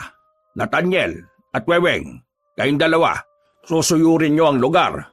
Maglagay na rin kayo ng mga pangontra sa labas. Kayo naman mga iha, siguro naman makikinig na kayo sa akin ngayon. Kailangan nyo na itong suotin. Binigay na matanda ang 2 kwintas. Binigyan din ito si Aling Manay. Agad naman nila itong isinuot. Kahit na papaano, naging panatag ang kalooban ni Bea. Kinukumbinsi niya ang sarili na maililigtas sila ng mga pangontrang yon. Para lang po ba sa aswang ang pangontrang to? Oo, para lang sa aswang.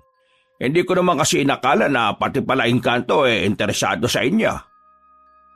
Kinabukasan, nasa loob ng kusina ang 2 buntis. Nagluluto sila ng para sa kanilang hapunan. Nakikita nila ang 3 lalaki na kausap pa rin ng matandang si Manay. Sa mga nangyayari sa kanila, aminado si Bea na nababahala na rin siya para sa kaligtasan nila ni Mirna. Lalong-lalo na ang kaligtasan ng kanilang anak.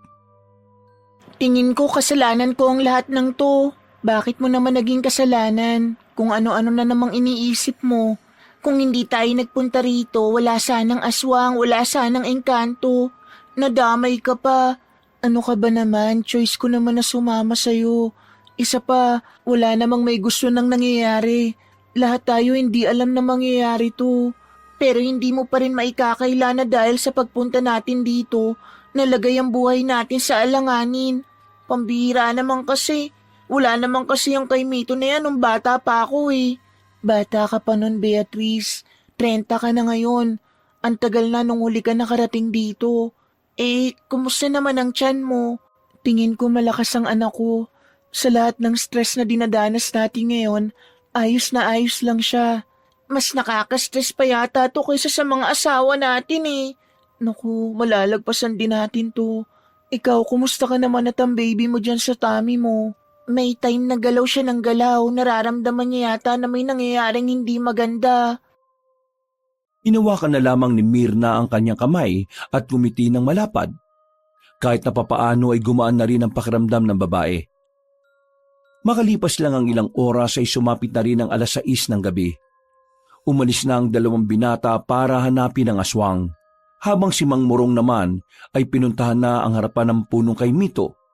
Dala-dala nito ang pagkain na niluto ng 2 buntis. Lola, magiging epektibo po kaya kung kakausapin niya yung engkanto? Yan ang hindi natin alam. Pero susubukan na lang natin. Baka lang makuha sa ganyan. Ayos lang po ba siya? Hindi po ba siya mapapahamak? Matagal na niyang ginagawa yan. Sanay na siya sa ganyan, kaya huwag niyo siyang alalahanin. Yung 2 niyang apo, ayos lang kaya sila? Si Nathaniel, lihitimong pumapatay ng aswang yon. Kilala yon sa kabilang baryo kasi nung nakaraan, may pinatay siyang isang aswang. Tik-tik yata yun o wak-wak. Basta ganon. Biyasa yon si Nathaniel. Isa pa, 2 naman sila ni Weweng. Lumabas sila ng sala. Sumilip sila kay Mang Morong. Nakita nilang nagsasalita na ang matandang lalaki. Sinisimulan na kasi nito ang makipag-ugnayan sa engkanto. Maya-maya lang din, nakita nilang napatayo na si Mang Morong. Nanlaki ang kanilang mga mata nang makitang may kumikislap sa katawan ng puno. Hindi na nagsayang ng sandali si Mang Morong. Agad itong umalis doon. Morong, yung ilong mo dumurugo. Ano pong nangyari? Nakausap niyo po ba? Oo, nakausap ko. Lalayuan niya na ba kami? Hindi siya lalayo. Nagalit siya. Nagalit siya sa akin. Ang sabi niya wag daw akong makialam.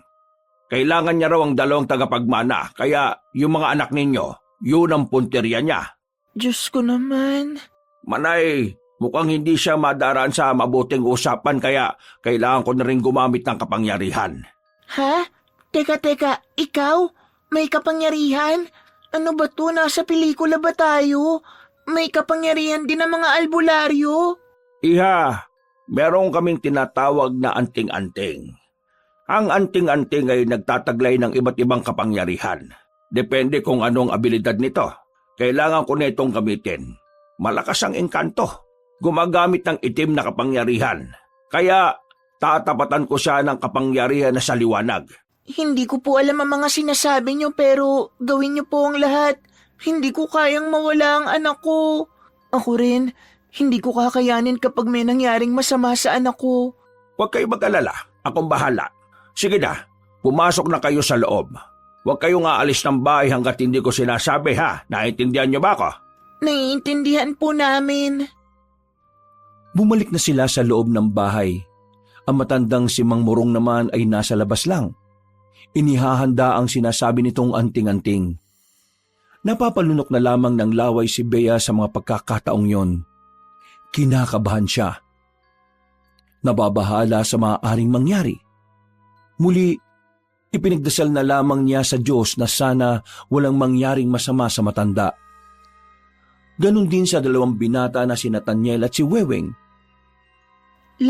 Ano pong ginagawa ni Mang Morong? Hindi ko rin alam. Pero palagay ko, nagri-ritual siya. Ritual? Oo, ritual. Ang ritual ginagawa ng mga kagaya niya.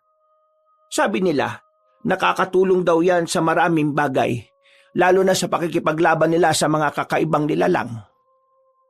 Maya-maya ay biglang may kumatok sa pintuan.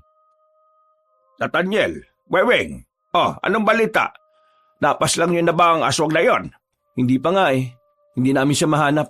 Hindi rin naman gumagana ang langis ng lana. Hindi ko alam kung bakit, Lo eh. Paano hindi gumagana? Malabnaw siya. Sige, dumito na muna kayo. Nararamdaman ko yung engkanto. Gagawa na siya ng paraan para makuha yung gusto niya. Kaya makinig kayo lahat sa akin. Kapag hindi ko kinaya ngayong gabi, aalis muna tayo sa bahay na ito. Akala ko ba masusundan niya rin tayo kahit saan? Oo, pero mas malakas siya rito sa lugar na ito dahil dito ang pinakalagusan niya patungo sa Biringan.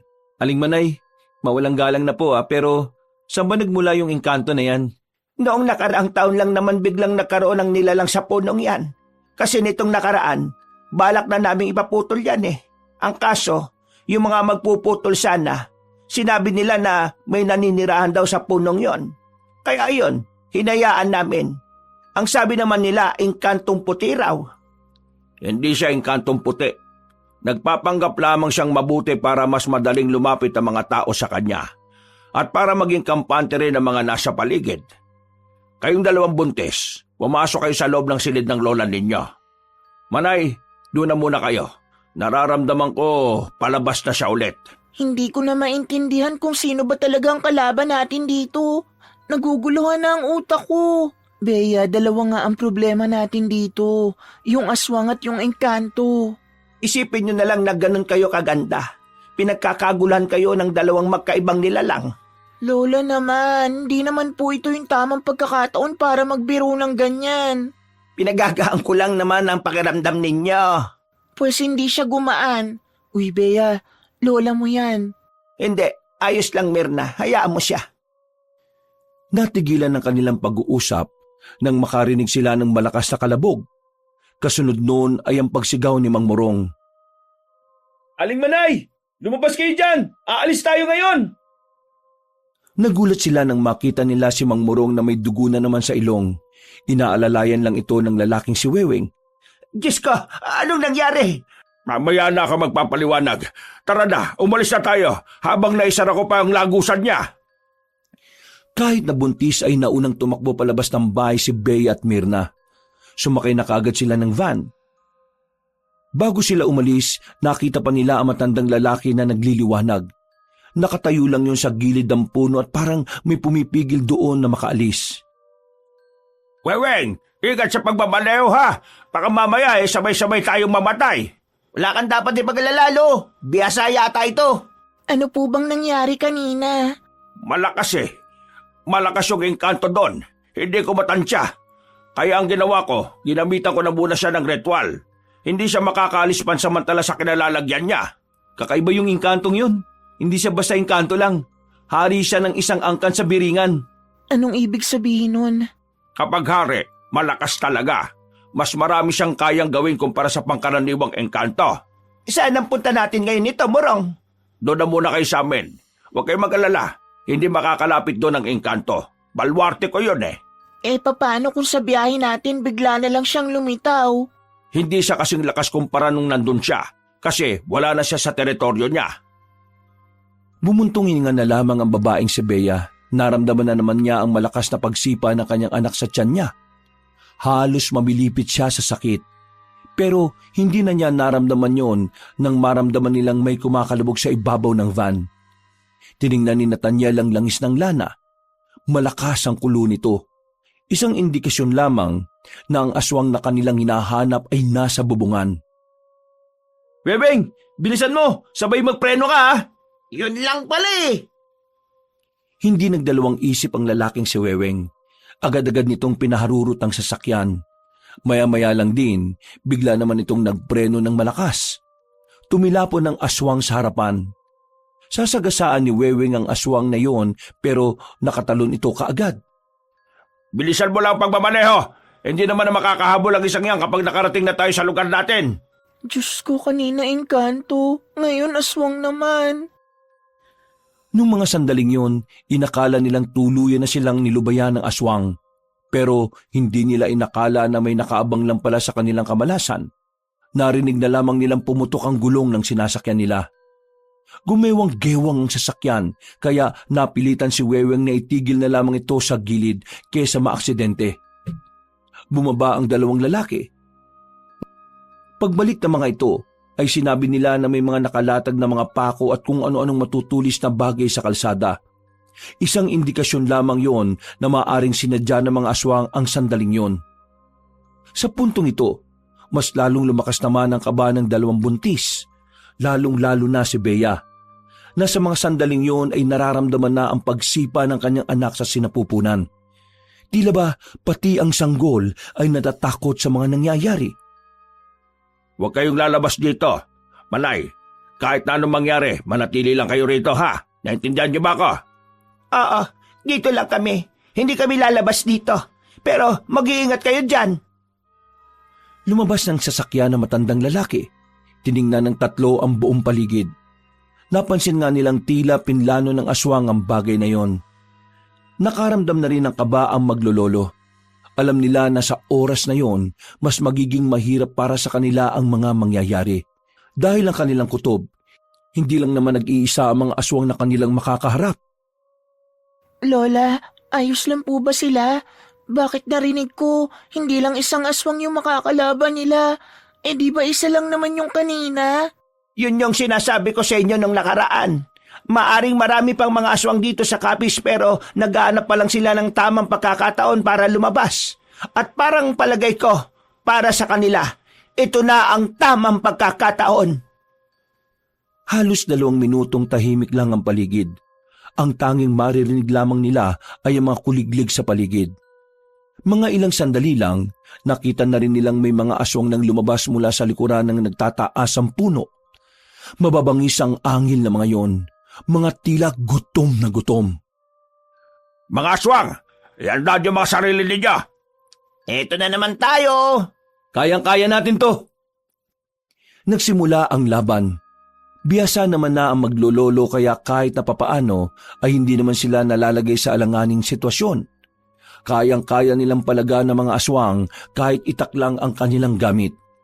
Sa katunayan, tila ba ginagawa lang nilang sisiw ang mga nakakaharap nila. Samantala, napasigaw naman sila Bea sa loob ng sasakyan na may magtangka sa kanilang buhay. 2 aswang ang nakalapit doon. Pilit na binubuksan ang pinto. Pilit na binabasag ang salamin. Lola, Diyos ko, anong gagawin natin? Naku po, Diyos ko. Huwag kayong mataranta. Mas lalo lang kayong mahihirapan kapag natataranta kayo.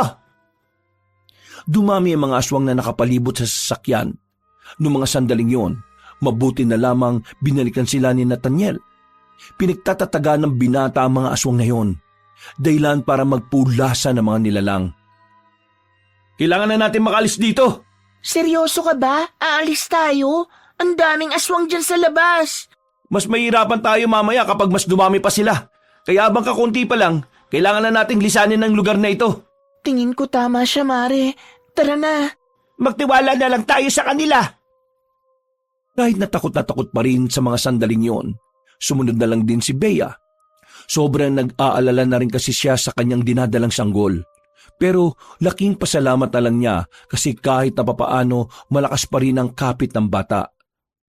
Matapos kalabanin ng maglololo ang unang grupo ng aswang, nagmamadali na rin nilang nilinisan ang parteng yun ng daan. Naglalakad lang sila ng mabilis habang nasa kalsada sila.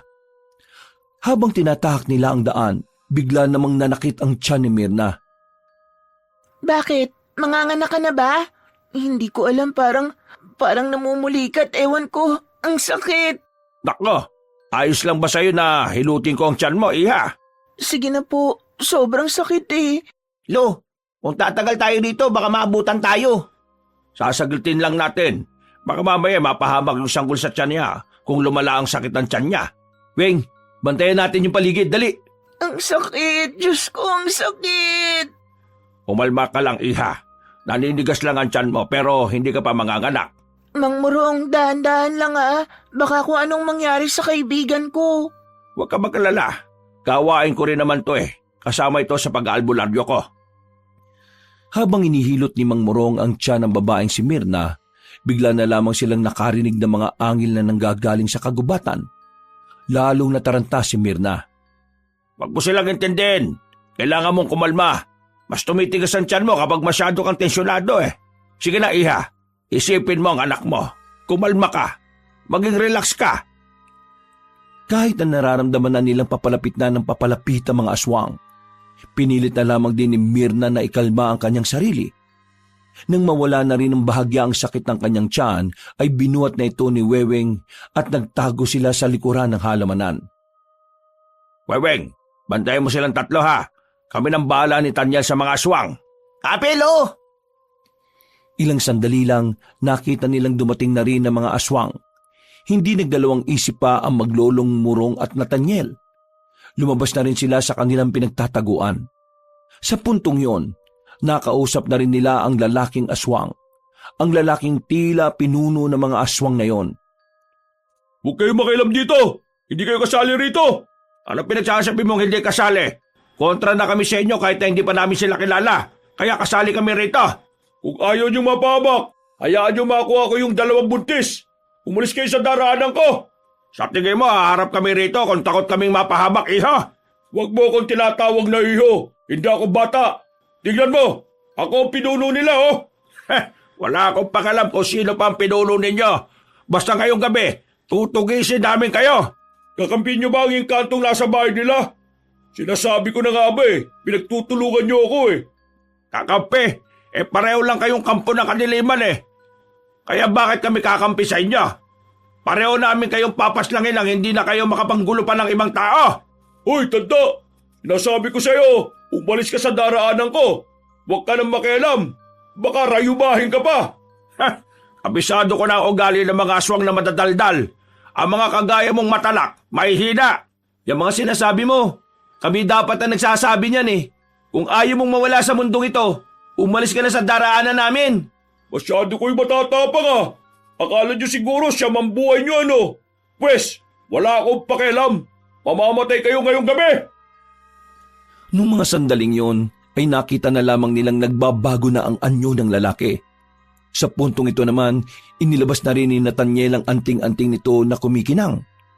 Biglang nagliwanag ang buong paligid. Bagay na ikinamangha ng babaeng si Bea. Para kay Bea, sobrang cool na makita ang lalaking si Nathaniel na hawak ang anting-anting. Dahil dito, naniniwala na siya na may mga kapangyarihan nga ang sinasabi na maglolo na anting-anting. Lumusob ang mga aswang. Pagkagupit pa lamang ni Nathaniel ng itak, malakas na hangin agad ang nalikha nito. Talsika ng mga aswang. Sa ikalawang paglusob ng mga nilalang, si Mang Murong naman ang gumawa ng hakbang. Naglabas ito ng plauta. Nang patugtugin ito na matanda, tila na nakitang tenga ng mga kalaban nila. Dahilan para makakuha ng tamang pagkakataon si Nathaniel na tapusin ang mga yon. Dahil sa anting-anting, mabilis ang pagkilos na nagawa ng binata. Hindi na namalayan ng mga aswang ang kanyang galaw. Pinagpapapas lang niya ang mga aswang gamit ang kanyang nagliliwanag na itak. Wala pang 5 minuto, nakabulagta na ang mga yon. Lola, bakit ganun yung itak niya? Ano nangyayari dun? Ako na ang sasagot. Ang itak ni Nathaniel ay konektado sa anting-anting na suot niya. Ibig sabihin, yung kapangyarihan ng anting-anting ay nagpupunta rin sa itak. Ang itak na yun may kakaibang lakas, talas at gaan, na kapag hinagupit ng nagmamay-ari, kakaibang puwersa din ang nagagawa. Grabe, hindi ko inakalang totoo rin pala ang mga anting-anting na yan. Naniniwala na nga kayo sa engkanto sa anting-anting ngayon lang. Sabay-sabay silang napalingon nang marinig nila ang malakas na angil ng aswang. Naglalaway niya ito na parabang asong nababaliw. Hinandaan na rin ni Nathaniel at Mang Murong ang kanilang sarili. Hindi nila mamalitin ng kalaban nila dahil alam nila na ang mga aswang ay may kakaiba ring lakas. Sige, bigyan niyo ako ng magandang laban bago ko makuha ang 2 buntis na yon. Mangarap ka ng tulog. Gumapang na mabilis ang aswang. Tumatawa-tawa pa ito na parabang masayang-masaya ito sa nangyayari. Pagkalmot nito kay Mang Murong, tinamaan ng matanda sa braso. Mabuti na lamang ay mabilis din si Nathaniel kaya nakatugon agad ito. Hinagupit niya ang aswang ng kanyang itak. Sa bilis ng kanyang kilos ay hindi na nakailag pa ang kanilang kalaban.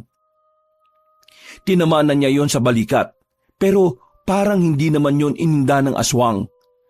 Patuloy pa rin ito sa pag-atake. Hanggang sa tuluyan nang tinamaan si Nathaniel at mabuti na lang din ay daplis lang ito. Ano? Kinakabahan na ba kayo? Bakit parang bumabagal kayong dalawa? Kasi meron na kayong tama. Mahihinang nila lang. Umaaray kagad sa maliit na sugat. Ay naku, ang dami mong daldal.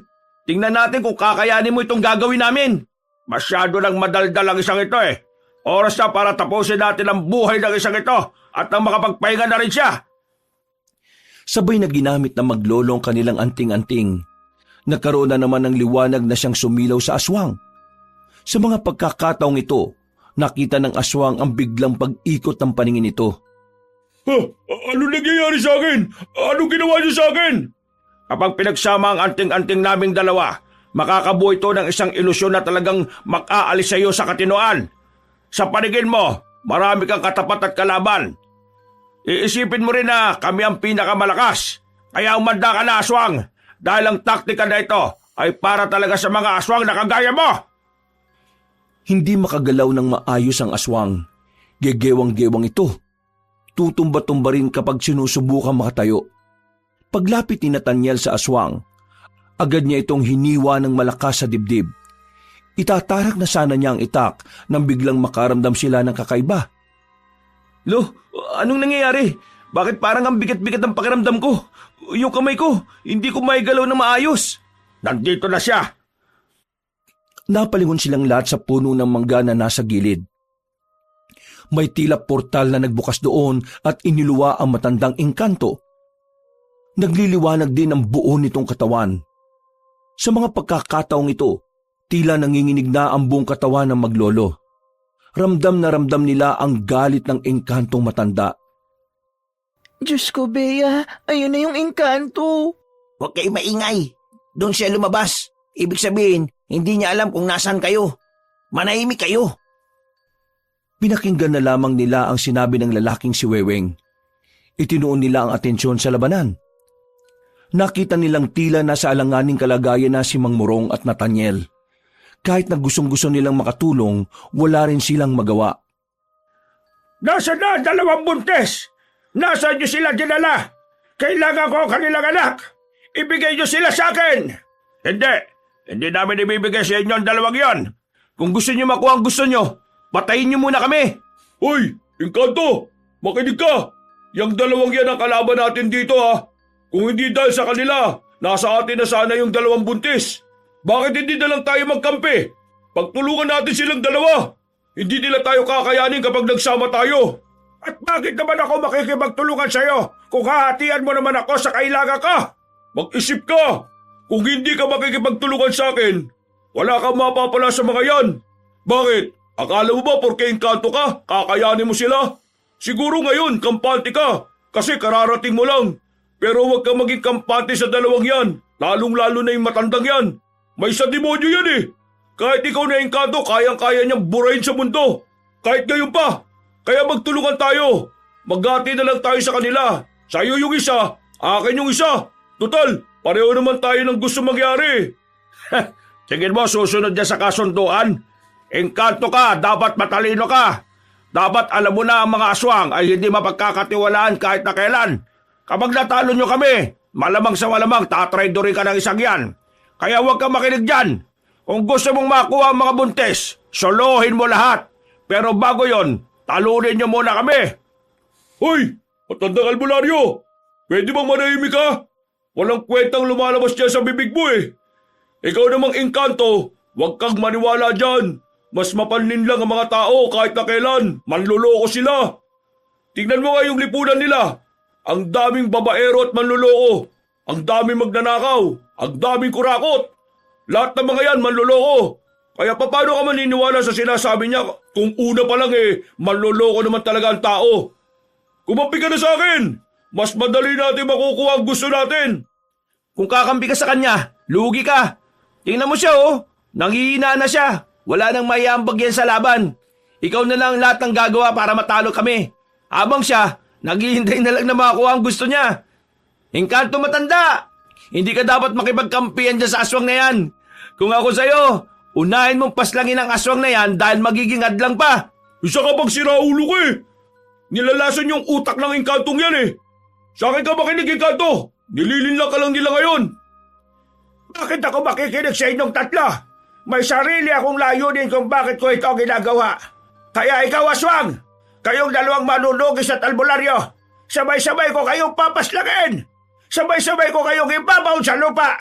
Aangkinin ko ang dalawang buntis at ako ang magiging ama ng kanilang mga dinadalang sanggol.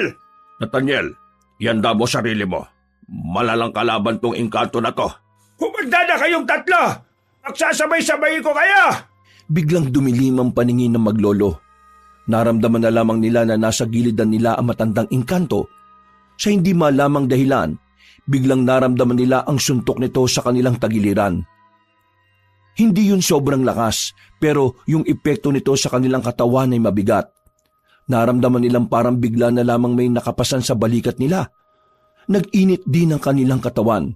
Yan! Ganyan nga! Parusahan mo sila!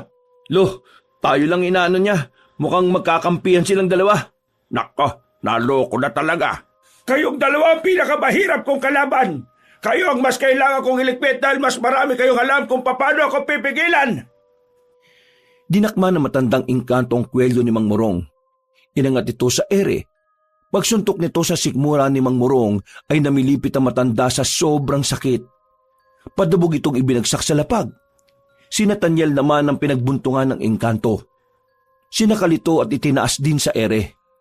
Naramdaman na lamang ni Nathaniel ang kakaibang init sa kanyang liig.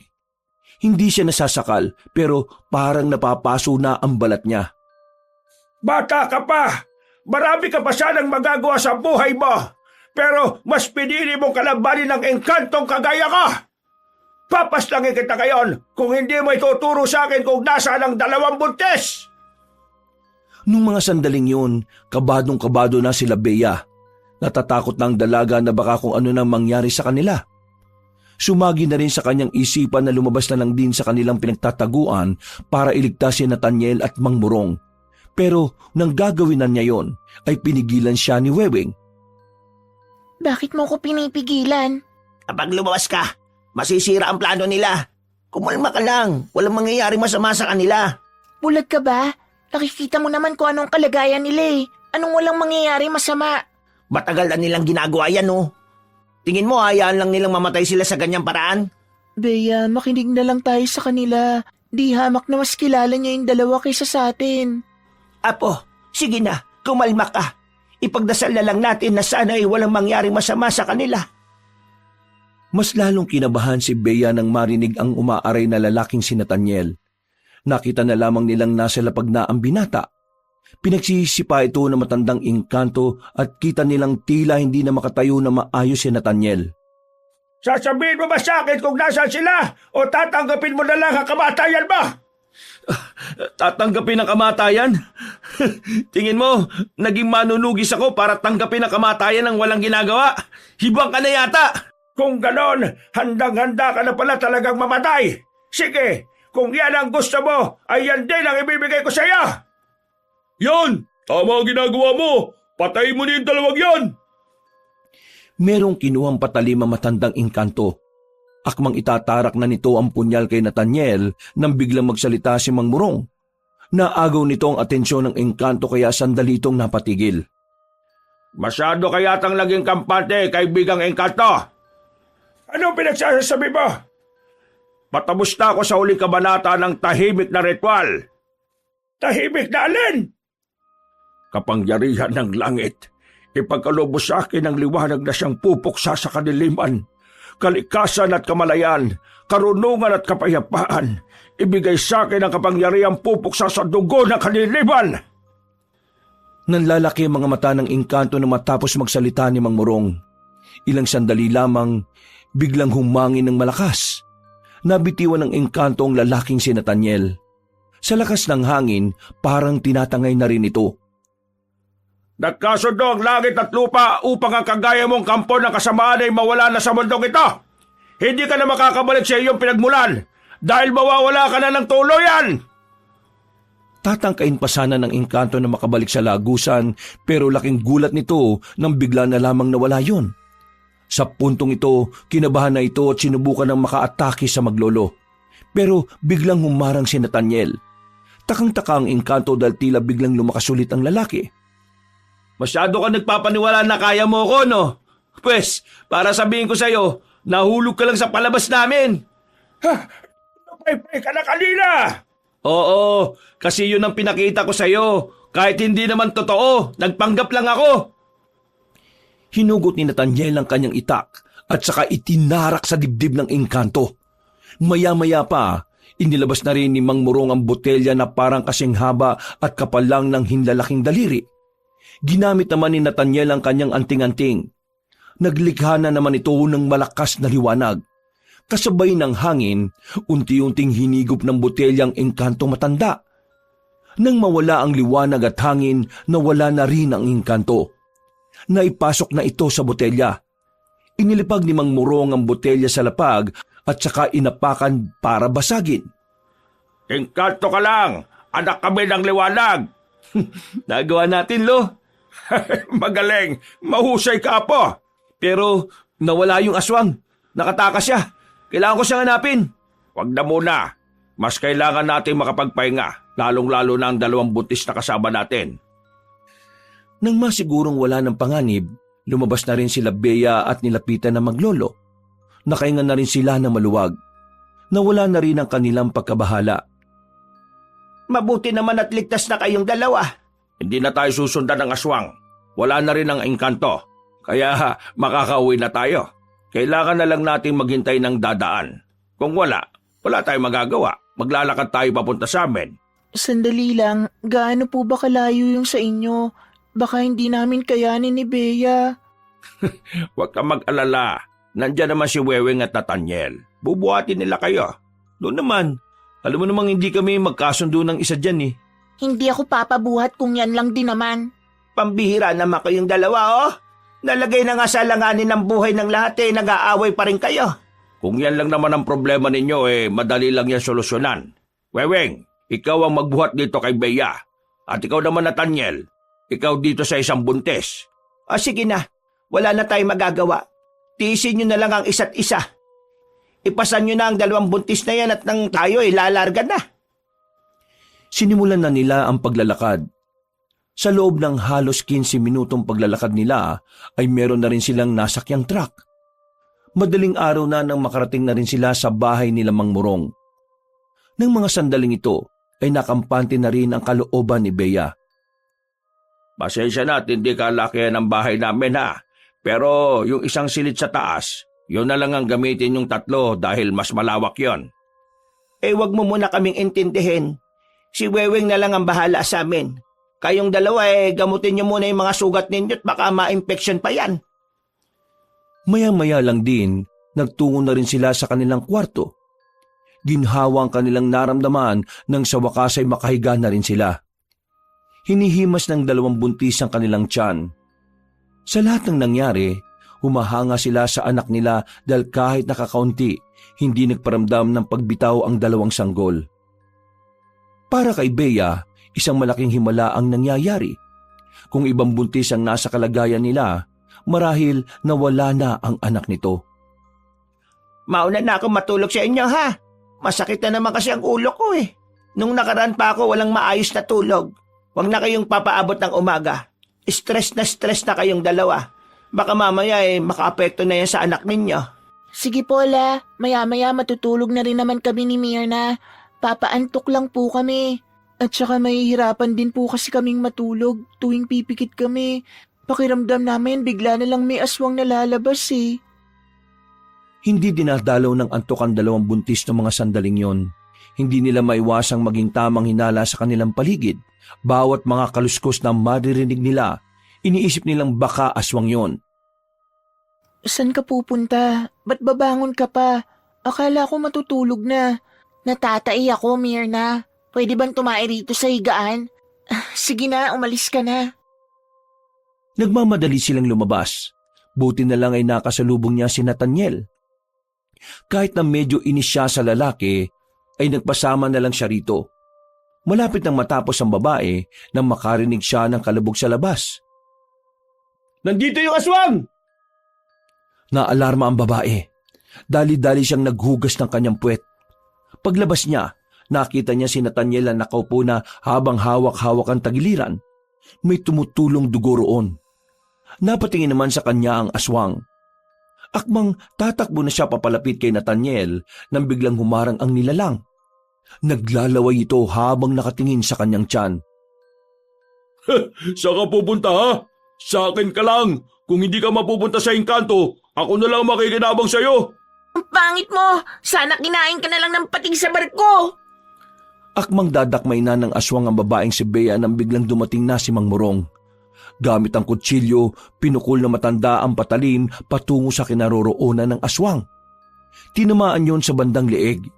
Dahilan para mawalan ito sa wisyo. Hindi naman sinayang ni Bea ang pagkakataon. Kinuha niya ang balde sa gilid at pinalo sa mukha ng nilalang. Hindi pa ito nakontento. Isinaklob ng babae ang balde sa ulo nito at saka tinulak ng malakas. Nang matumba ang aswang ay dali-dali namang lumapit si Mang Morong. Dala-dala ang itak, itinarak nito ang patalim sa dibdib ng aswang.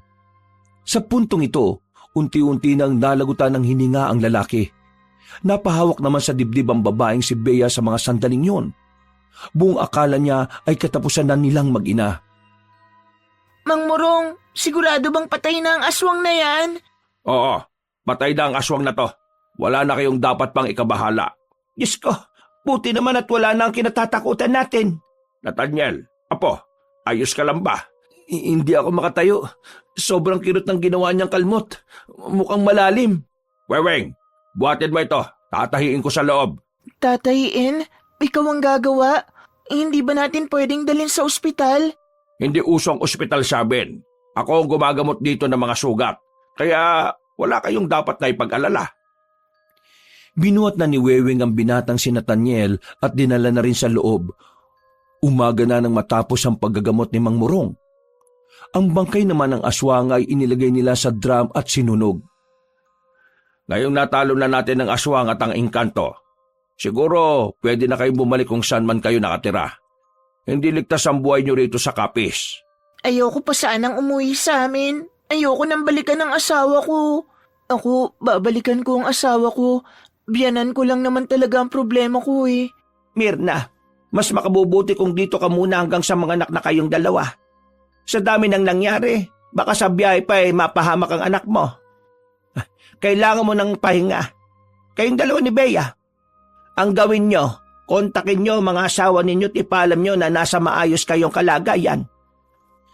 Tumango na lamang ang dalawang babae. Mga ilang oras lang ang nakalipas, kinausap nila ang mga asawa nila sa telepono.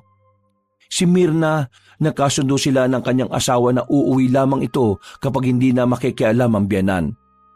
Habang si Bea naman, tuluyan na siyang nakipaghiwalay sa kanyang asawa. Hindi na niya kaya pang tiisin ang pagiging walang kwenta ng lalaking yon. Mabilis na lumipas sa mga buwan, nanganak na si Bea at Mirna. Parehong lalaki ang kanilang anak.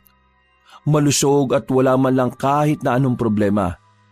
Sa palagay nila, isang malaking himala para sa kanila ang pangyayaring yon. Sa dami kasi ng mga masasamang nangyari sa kanila, nanatiling matibay ang dalawang sanggol. Nang magkaroon na ng pagkakataong makauwi, bumalik na si Mirna sa kanyang asawa at nagsimulang muli. Habang si Bea naman, mas pinili na lamang niyang tumira sa Kapis kasama ng kanyang lola. Doon na niya balak palakihin ang kanyang anak. Kinuha niya mga ninong ang maglololo at sa paglipas ng mga taon, unti-unti na rin napalapit ang kanyang kalooban kay Nathaniel. Kahit siya, hindi niya rin inakala na darating ang oras na ang lalaking kinaiinisan niya ay siya pa palang magugustuhan niya. Sa ngayon, masaya si Bea sa samahan nila ng binata. Nagpapasalamat siyang tinanggap siya nito ng buong buo at walang halong panghuhusga. Wakas!